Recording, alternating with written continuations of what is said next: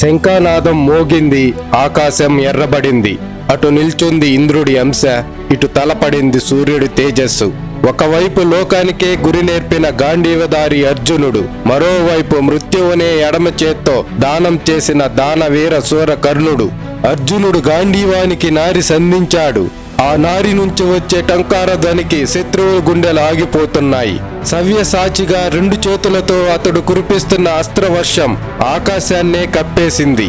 అగ్ని అస్త్రం ప్రయోగిస్తే రణరంగం దహించుకుపోతుంది. ఐంద్రాస్త్రం వదిలితే లక్షలాది బాణాలు పిడుగుల్లా కర్ణుడి రథం వైపు విరుచుకు పడుతున్నాయి. అర్జునుడి వేగం ఎంతంటే అతడు బాణం తీయటం, గురి చూడటం, వదలటం కంటి రెప్ప కాలంలో జరిగిపోతున్నాయి. కానీ అక్కడ ఉన్నది సామాన్యుడు కాదు, విజయధనుస్సు ధరించిన వీరశిఖామణి కర్ణుడు. అర్జునుడి అస్త్రాలను గాల్లోనే తుత్తినీయలు చేస్తూ తన ప్రతాపం చూపిస్తున్నాడు. భార్గవాస్త్రాన్ని ప్రయోగించి పాండవ సైన్యాన్ని చిన్నాభిన్నం చేస్తున్నాడు. కర్ణుడు సంధించిన నాగాస్త్రం మృత్యుదేవతలా అర్జునుడి కంఠాన్ని గురిపెట్టి దూసుకువచ్చింది. కాని తన తల్లికి ఇచ్చిన మాటకి కట్టుబడి ఉన్నాడు.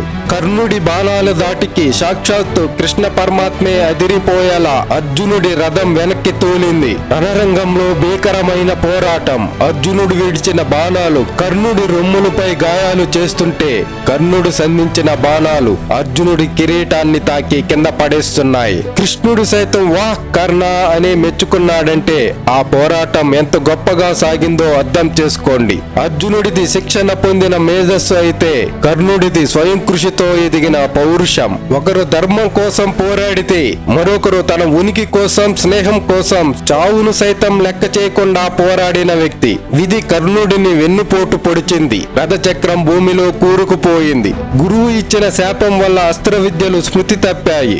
నిరాయుధుడై రథచక్రాన్ని ఎత్తుతూ కడదాకా వీరుడిలా పోరాడాడు కర్ణుడు. ధర్మం వైపు నిలిచిన అర్జుడి అస్త్రం ఆ మహాయోధుడిని తాకినప్పుడు లోకమే ఒక్కసారి నిశ్శబ్దమైపోయింది. అర్జునుడు గెలిచి చరిత్రలో విజేతగా నిలిస్తే, కర్ణుడు మరణించి కూడా కోట్ల మంది గుండెల్లో చిరస్థాయిగా మిగిలిపోయాడు. మరి మీ దృష్టిలో అత్యంత శక్తివంతుడు ఎవరు? ధర్మబద్ధుడైన అర్జునుడా, త్యాగశీలి అయిన కర్ణుడా? వెంటనే కామెంట్ చేయండి.